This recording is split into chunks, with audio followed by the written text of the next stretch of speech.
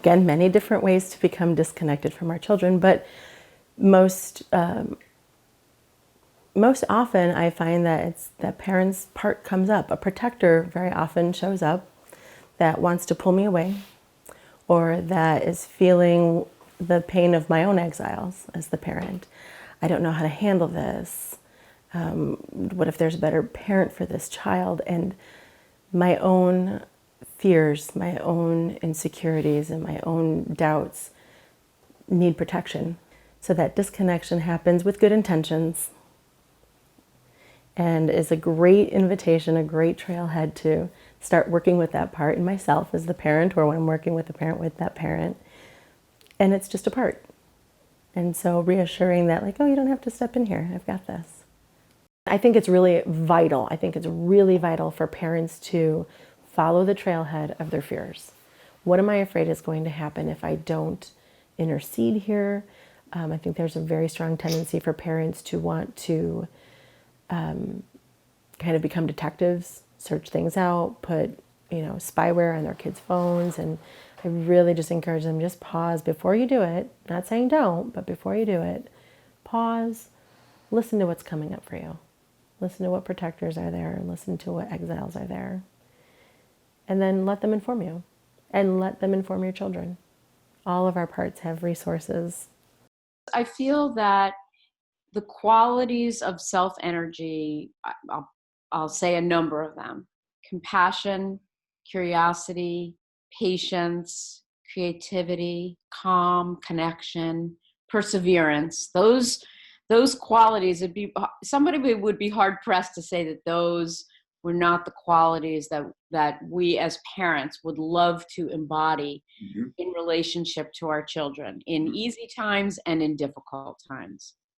And so I think self-energy is a state of being, and all of us, have probably known moments, maybe even hours of feeling like we are in that kind of a flow state, a kind of calm, open, mindful, receptive, loving state.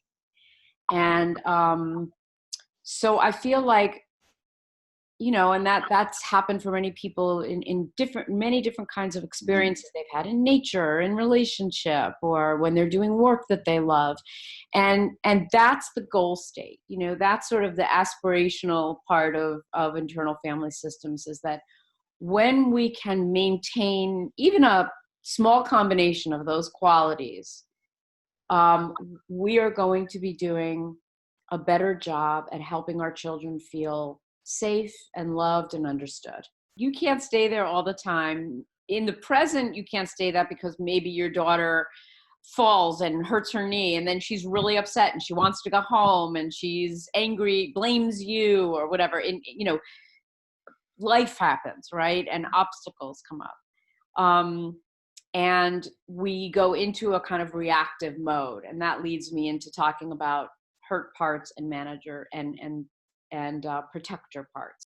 So hurt parts of us, vulnerable parts, are parts of us that from infancy and on, growing up in our lives, because of experience, because of relationships, because of our culture, we all have experiences that either frighten us or hurt us or make us feel unworthy or unconnected or helpless. And every human being has those experiences. I think we're talking in terms of IFS and parts being disconnected from our children. It seems to happen somewhat, like I mentioned earlier, that when we feel like there's something we have to do, we have a job to do with our kids, oftentimes we end up with our own agendas as parents, like we need to get you to school, we need to get this happening, we need to make sure we talk to your teacher and get your grades. And we're like, I'm helping, right? Like I'm a parent, I'm helping. But then there's something lacking because the child is almost being managed as opposed to being loved and supported. And, there's that balance of, yes, as a parent, we do need to keep track of what's happening. But when we do it more from self-led parenting, we're really like open to following the child's needs. So for this particular child, we need to do X, Y, and Z in order to help her or him be successful. But when we think this is what I think the child needs, I often sense in myself as a parent that they are kind of coming along for the ride, but there's something missing between our relationship in those moments. So I think disconnection happens is when I'm basically leading from a manager part or something else.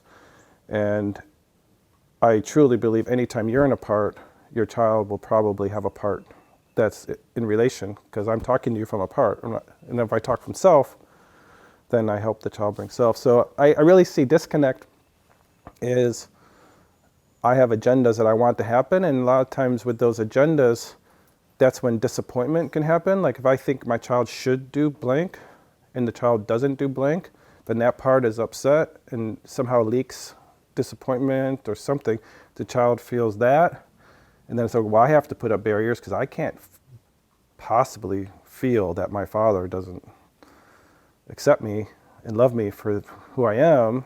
So then now we have part with part. So to me, disconnect is when it's simply part to part relationship. And so essentially, I guess that's how I see. And the problem with disconnection, it can become comfortable to the parts. Like the parts might rationalize why it's okay that my child isn't really smiling at me, and why it's okay. Like, oh, I'm getting them to school and I'm making things happen. I got their breakfast. We're doing it. We're getting through the day.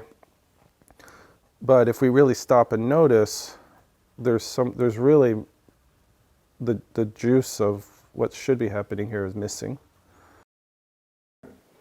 Yeah, so disconnection, I think, can happen for a number of reasons. One, if a parent is overwhelmed and their parts are taking over, if their life is overwhelming, if what's going on externally in their world, if they've got stress at work, if they've got stress in their relationship, if they've got, family stresses outside of their relationship with their children, and those parts can tend to distract and take over.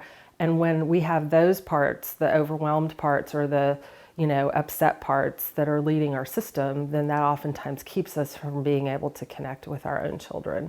And so I teach parents a lot of times, learning how to acknowledge them, because you don't want to just push it away and then have it be under the surface. So your children are feeling it, but not really knowing what you're experiencing, and it can be confusing for them.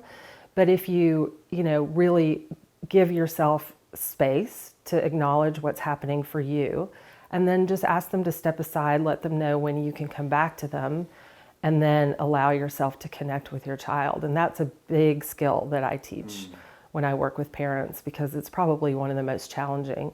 Or if our children say something to us that triggers an angry part, or, triggers rage or sadness in us, learning how to manage those feelings as well. So it's working with your parts as an adult and a human being who has feelings and emotions and, experiences as well, and really acknowledging them and validating them for yourself, so that you can then give that same validation for your children and connection. If I'm distracted, if my parts are keeping me distracted and all these voices are playing in my head, I can't really connect with my child and be present with them. So it's learning how to be present and caring for ourselves as well, to be able to do both ends, that we don't have to completely give up our own experiences and who we are. In a lot of ways, parenting is selfless, in that it's selfless in terms of we have to be the ones to learn how to regulate ourselves so we can meet our children. But it's not selfless in the sense that our feelings and experiences don't matter and that we just have to push them away. So you don't have to be a martyr about it and, not allow yourself to have your own feelings and experiences. This whole discussion is about supporting them and follow their lead. But then there's times when kids just do things that aren't safe. They do things that are disrespectful to other people, and our job is to help. So I really love Dr. Montessori's analogy when she talks about limits. She says that if you think of your child as a river, and the limits you provide are the banks of the river. So if you think about a river, it doesn't exist without the banks, right? Now, if our limits are how we are as a parent when it comes to are we being authoritarian, are we being permissive? So if we're really strict, it's like the river has the banks become very narrow and tight, and the river actually starts running faster and a little bit out of control. So sometimes when we're too strict, we can cause our children to fly off the rails. Like for instance, there's been lots of studies that show the most strict homes, those kids are the hardest to deal with at school because they have to they're so controlled at home, they have to release at school. But if you're too permissive and I'm just gonna follow my child, whatever they need, if the banks of the river spread out so far, there's no river, it becomes a swamp. The river has zero direction, it's not even a river, it's lost its riverness. So for every child, what Dr. Montessori recommends is find out where the banks need to be to help give the river a healthy course. So my job as a parent is to say, I see the cliff, I might let you get close to it and explore it and notice it, but I'm not going to let you fall off of it. And my addition to that analogy is what are your banks made of? If your banks or your limits are made of sand and you're trying to help guide your children to say, my first job as a parent is to keep you safe. Make sure you're safe. And I'm going to tell you, I can't let you run through the parking lot because you could get hurt. And my job is to keep you safe. And then they run off and you're like, oh, well. Oh, well means my banks are made of sand. I've got eroded. But I'm putting you in a situation to get hurt. So when I say, I cannot let you run in the parking lot, my banks are made of stone, and it's with love. And what I notice is, and what we notice in Montessori world and other places, is that children thrive in a situation where somebody's providing healthy limits, even if they're banging up against them and challenging, because they want to know, are those limits real? Are they really going to keep me safe? And when they say, I can't break those limits, now I know I'm safe. It might be an unconscious level. So I would say you can be extremely firm, extremely clear, but we need the additional ingredient of love. So when the parent disconnects, the child always senses it on some level or another. And the short story is the child feels defective. The child feels the pain of, oh, I've done something, because kids make up the story. Kids make up the story of, I don't know what just happened here, so it must have been me, which is that seed of shame that gets planted. And so they feel the parent pull away. They may even be able to language that and notice the parent pull away or notice the parent disconnect in some way. And they interpret it as, I've done this wrong. And those messages can go in so many directions, from something's wrong with me to I'm not lovable to I just don't know how to do this. There's confusion that comes. And their protectors step in.